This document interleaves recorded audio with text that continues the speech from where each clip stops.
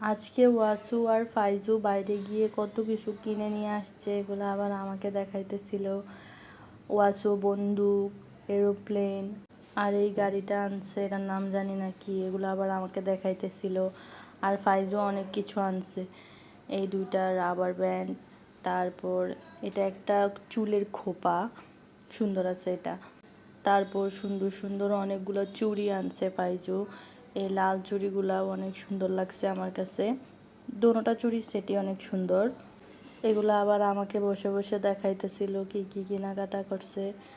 তারপর ছোট ছোট এই ব্যান্ডগুলো অনেকগুলা কিনছে, এগুলো আমিও এর আগের বার গিয়ে দেখে আসছিলাম।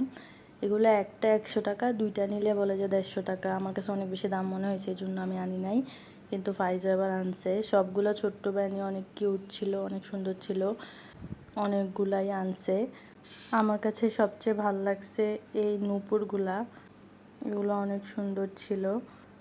আর এই ছোট ছোট রাবারের ব্যাগটা আনছে আলাইনুর জন্য, যদিও আলাইনুর চুল এখনও অনেক ছোট ছোট।